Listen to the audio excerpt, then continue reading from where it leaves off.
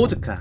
러시아와 뗄래야 뗄 수 없는 깐부의 케미를 가지고 있다고 말했었던 적이 있었죠. 근데 여러분들 혹시 그거 아시나요? 둘 사이의 케미가 워낙 오래된 만큼 보드카가 정치적으로 쓰이기도 하고, 보드카 마시는 방법 중에는 정말로 황당한 전통 방법과 생각지도 못한 재료를 가지고 만든 보드카도 있다는 거. 그래서 오늘의 진술한 이야기는 우리가 알지 못한 보드카의 숨겨진 이야기입니다.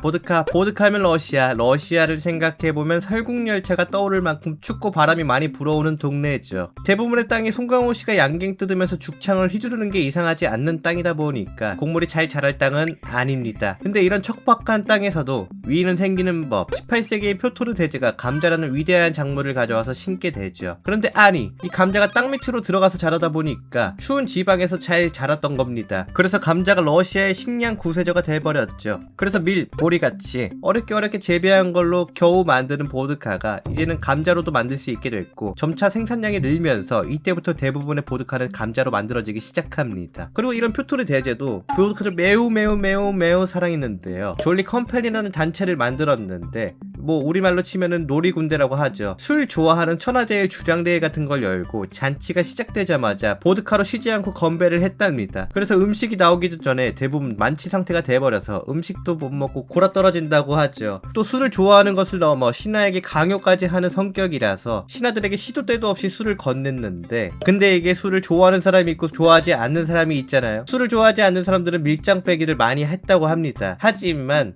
밑장 빼기를 하다가 표토르 대제한테 걸리면 1.5리터짜리 대왕 독소리병에다가 술을 가득 채운 벌칙주를 먹어야 했죠. 그렇다 보니 이런 특이한 왕 밑에서는 특이한 신하 로모다노프스키라는 사람이 있었습니다. 이 사람은 뜬금없이 곰을 한 마리 키우고 있었는데, 그 왕의 그 신하답게 손님에게 후추를 뿌린 보드카를 건네고 이걸 안 마시면 공격하게 훈련시켰다는 이야기가 있습니다. 그리고 이후에 시간이 또 한참 지나 소련 시절에는 스탈린이 보드카를 정말로 잘 이용했죠. 자신이 꾸준히 연회를 열고 참석한 사람들에게 무제한으로 보드카를 제공하기도 했답니다. 하지만 딸을 가진 아버지, 사장님들, 심지어 여자친구까지 쓰는 하나의 계략, 술에 얼큰하게 취하게 만들어서 진심을 말하게 하는 수법이 있었잖아요. 이 수법을 스탈린이 이용해서 연회에 참석한 최측근들을 거하게 취하게 만들어서 본심을 꺼내게 만든 다음 자기 맘에 안 드는 속마음을 꺼내면 바로 다음 날부터 소리 소문 없이 처형시켰다고 합니다. 여기서 놀라운 점은 스탈린이 똑같은 양의 보드카를 같이 마셨다고 주장하는데, 이 주장엔 웃긴 사실이 하나 드러났죠. 1945년에 소련과 미국 사이에 있었던 얄타 회담에서 자신의 술에는 물을 타고 루즈벨트 대통령이랑 건배를 한 게 딱 들켜버립니다.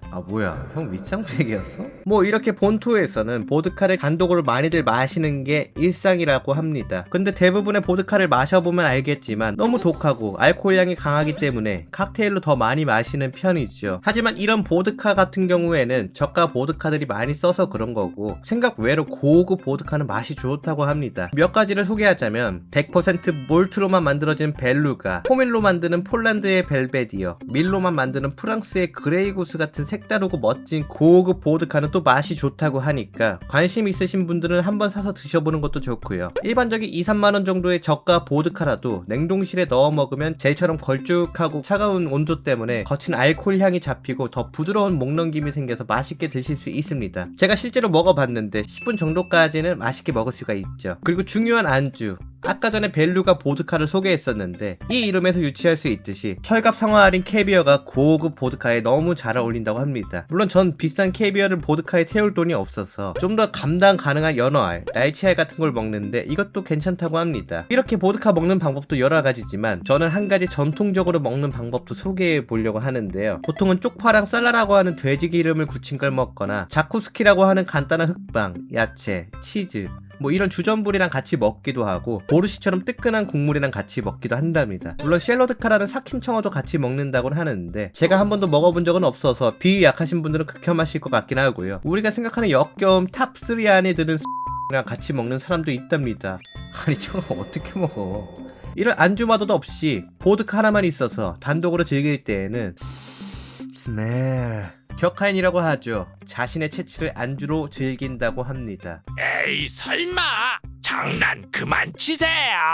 아니 이게 진짜인 게 러시아가 한때 빈곤했을 때 안주를 살 형편이 없다 보니까 이렇게들 많이 마셨다고 합니다. 뭐 아직까지 러시아 시골에서는 정말로 안주할 게 없으면 이렇게 마신다는 썰이 있습니다. 아 근데 이런 흔한 보드카마저 흥미가 없다면 시락같이 포도로 만든 보드카가 있는데 이거 향이 너무 지려서 한 번쯤은 권하는 보드카죠. 저도 한 보틀 정도는 가지고 있고요. 그리고 우유로 만든 보드카도 있다는 사실. 정중앙에 박힌 로고 때문에 사면 흑우가 될 것 같진 하지만 알면서도 사고 싶게 만드는 블랙카우 보드카가 있으니까 눈여겨보시길 바랍니다. 아 이젠 알코올에 절여진 혀 때문에 보드카의 40도도 아쉽다고 하시는 쌍남자 형님들도 계실 텐데 걱정하지 마시죠. 이런 쌍남자들에게 어울리는 최고의 보드카도 있습니다. 스피리터스란 좋은 술이 있거든요. 아주 시원하고 깔끔한 순수한 영혼 그 자체를 마시는 느낌을 주니까 한번 맛보시는 Please don't try this at home. 지금까지 진술한 이야기였습니다.